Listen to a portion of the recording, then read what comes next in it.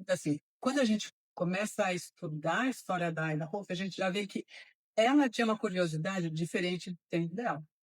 Ela vai fazer 130 anos, ela não vai fazer, mas é o aniversário dela de 130 anos agora em maio. E quando eu olho para a história dela, nem eu sou tão moderna quanto ela foi no tempo dela. Ela dava aula para osteopatia, os alunos. E ela foi ficando inquieta como eles usavam aquele conteúdo e ela queria algo diferente. Ela parou de dar aula para eles e ela começou a ir atrás de coisas que fizessem sentido para ela. Ela já trabalhava, ela era bioquímica, conhecia fáscia, então hum, segunda década de 1900, ela estava assim dentro de laboratório. Daí ela casou com os filhos, ela começou a viver uma outra vida que ela podia ir atrás de informações. Ela foi atrás da yoga, da homeopatia, da estudos de linguística, física quântica dentro. Ela tinha viajado lá para a Europa e ela queria conhecer coisas que pudessem trabalhar junto com as ideias dela. Ela sentia assim que faltava linguagem para ela falar aquilo que ela acreditava. Então ela foi estudar a linguagem, né? Foi atrás de um linguista, é assim que fala, e foi também estudar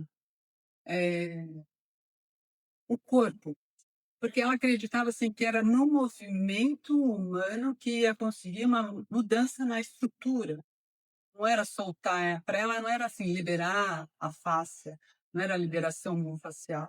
Ela usava esse termo miofáscia para falar desse tecido que reveste o corpo e como a emoção morava nesse lugar e construía a maturidade, ajudava a dar essa maturidade tanto estrutural quanto emocional, e que isso afetava a qualidade de presença das pessoas.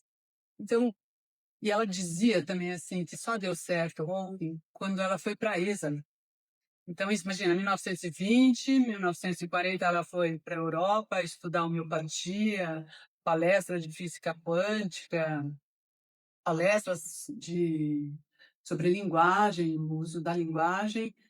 E 1960, então, ó, 40 anos de um trabalho que estava sendo construído, e aí apareceu o solo fértil, a contracultura, lá para a Califórnia, que era uma época para desenvolver o potencial humano. Então, ela conheceu o Fritz Perls, que é da Gestalt terapia, e ele ajudou a dar sentido para aquilo que ela queria. Então, teve um encontro entre o solo de Esalen, o que eles estavam procurando corporalmente, esse desenvolvimento do potencial humano, junto com um colega, porque ela também foi amiga do Rush Feldenkrais, pessoas que trabalhavam com movimento, e nesse debate ela foi construindo o método dela, que ela, quando começou, ela acreditava que era pelo movimento. E aí ela começou a perceber que só o movimento, posições de yoga, faltava algo para soltar a estrutura. E aí ela foi pondo a mão no cliente para tentar ajudar a soltar o tecido. E a relação que tinha a emoção ou a maturidade daquela pessoa na expressão daquele tecido. E ela mesma diz assim, se não fosse Esalen, o Rolf não teria crescido, porque onde ela morava, que era Nova York, não tinha essa carência, essa necessidade de potencial humano. Então ela viajou, cruzou todos os Estados Unidos para ficar lá. E lá ela encontrou um solo fértil.